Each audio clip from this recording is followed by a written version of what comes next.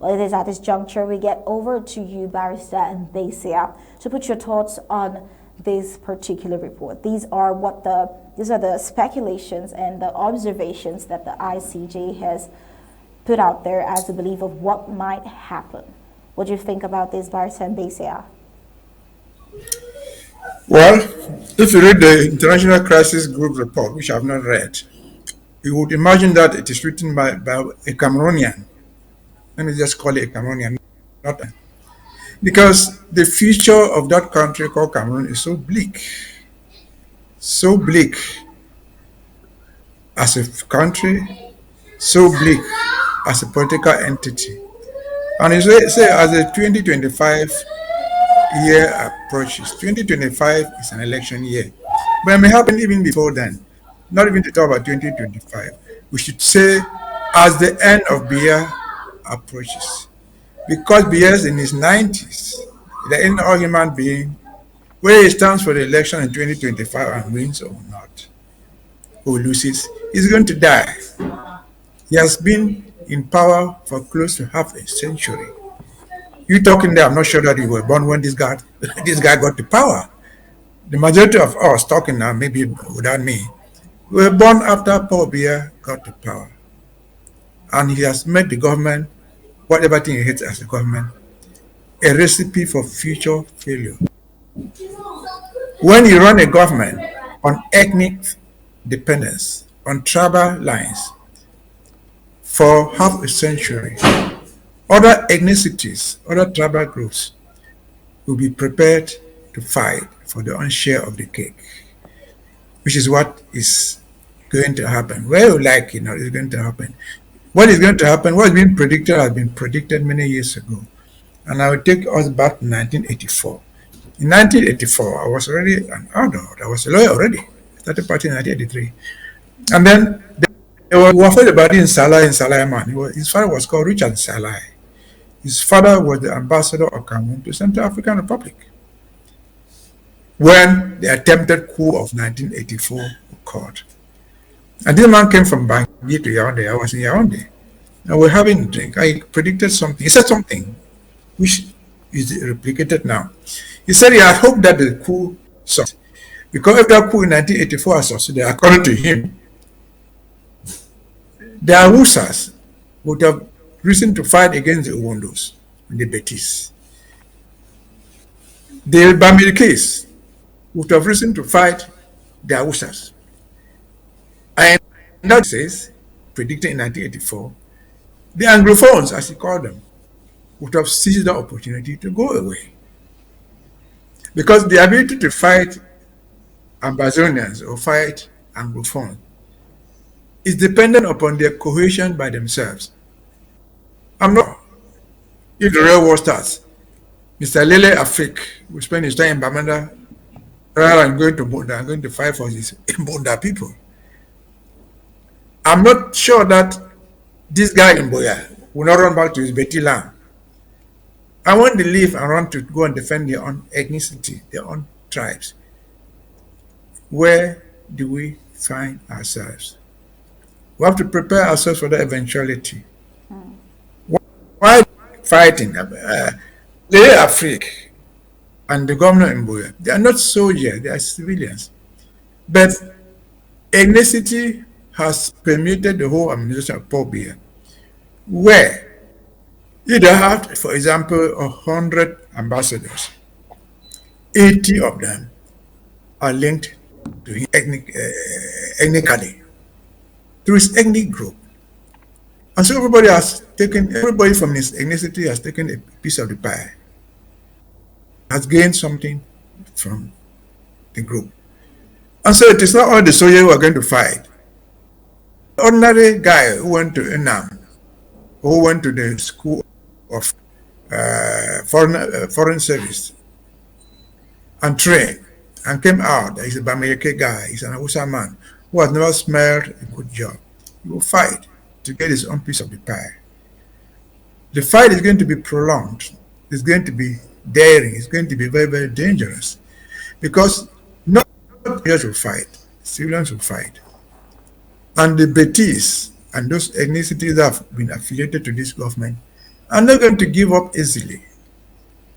If there are 65 government ministers in Yaoundé, you can count about 30, 35 of them who are really ministers. Of these, 90%, if not 80, will be affiliated to the Betis. It's not enough to be a government minister. Some government ministers are not even up to Mr. Modiki or Ngongo, but they are called ministers just for the sake of calling themselves ministers. And so the prediction is true. What does it mean for us Ambazonians? We should prepare ourselves because the end is so near. 25, if it comes, is just exactly 1 year from today. 1 year, 2 months for elections. But it could happen, as I've said, before that date. And then the curtains will all fall.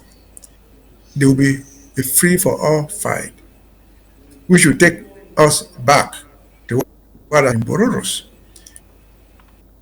There has been this issue of identity. Anglophones call it, or Ambazonians, they have an identity to protect.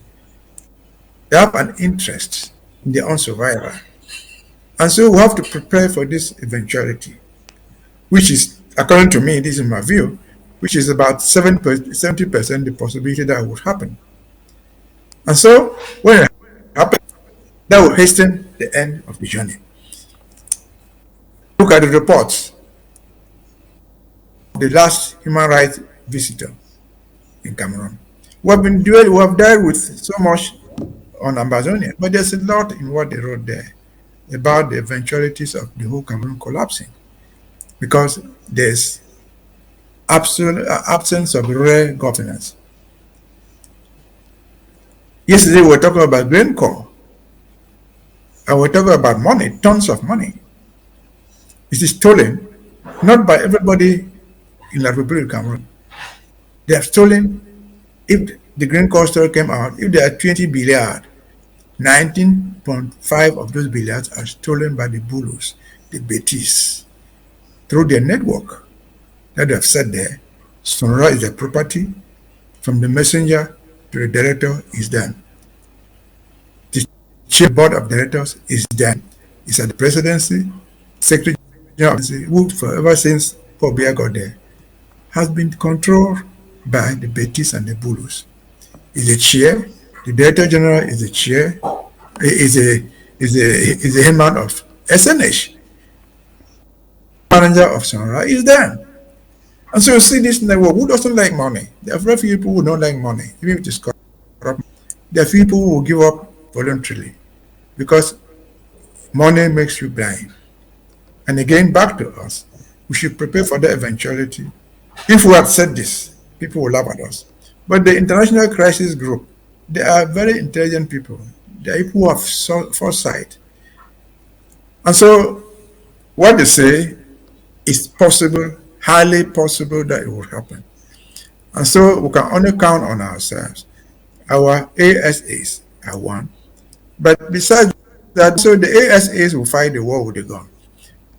If we revert back to our own country today, you sitting there and talking right now, who says we cannot become the Minister of Communication? Everybody should get ready for the worst days ahead for Cameroon and the best days ahead for Ambazonia. Just prepare ourselves. Those possibilities are very, very high. And again, according to me, my own assessment, 70% chances that it will happen. Like it or not, because Paul Biya dies, because he's old, or because Paul Biya loses an election because his term is over.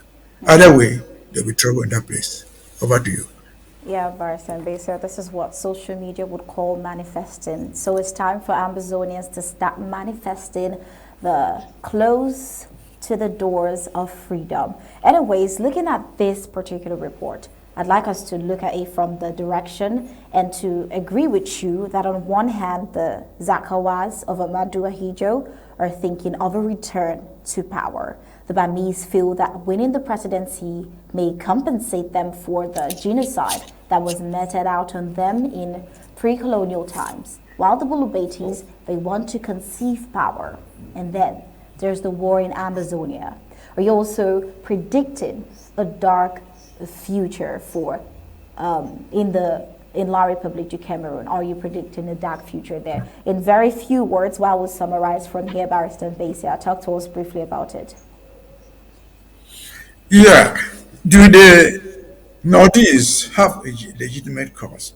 Yes. I think this regime in Yaoundé has come out with the idea that any other person is stupid, and above all, Ahijo, who willed this thing to them, was an idiot. And so, vengeance is part of the human nature.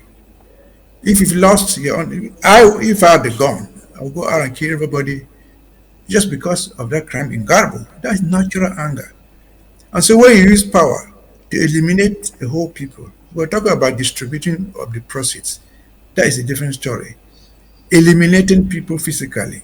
We're talking about Abdul Karim. Release Abdul Karim today and give him a quarters.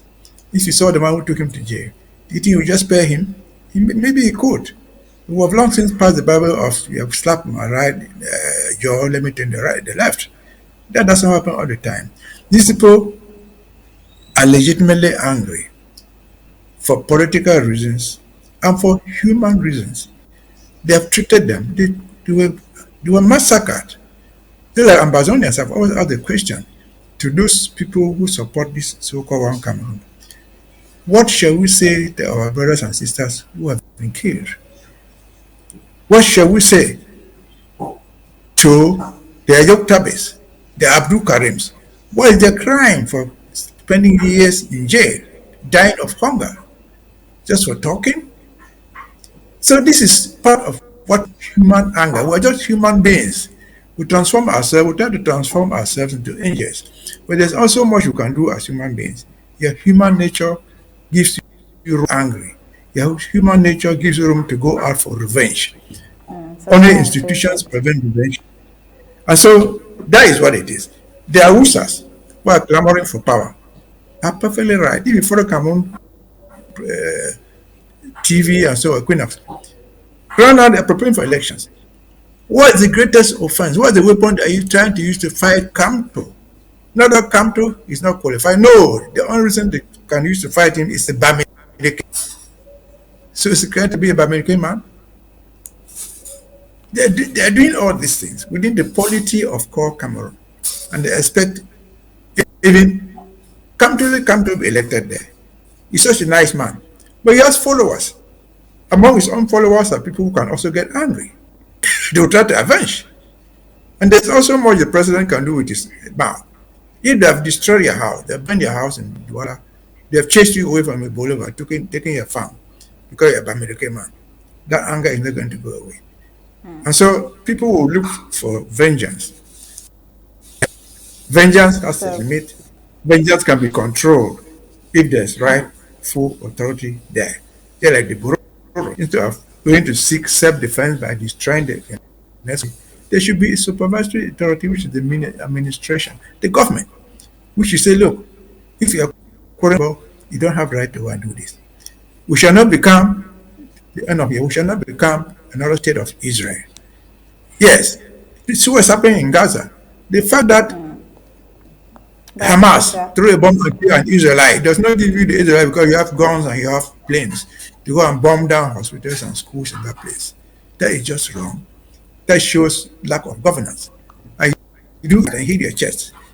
Oh, we shall deal with Hamas. Just like Cameroon is doing, they call us terrorists. And the answer to terrorism is we shall kill them, not negotiate with them. That cannot work all the time. It has to be resisted with good governance. Because Ambazonia, thank you. Yeah, I quite understand you when you say the dark future is near due to the vengeance and anger. That pretty much answers it. And the example you gave about Hamas and Gaza, it's a really good one because it gives a glimpse of what is about to unfold in the Cameroons in the near future. So it's more like something we're anticipating. Well, in the course of the news, we'll get more updates on the situation and the atmosphere in La République as it is right now. But I think at this juncture, due to the time, would have to say good night, Barrister team, and it's been an amazing time with you here on Undaunted. Every time with you here is certainly educative. Thank you for your time, and thank you for watching. We'll leave you with ABC Amba TV Images. Good night, and God bless you. Thank you.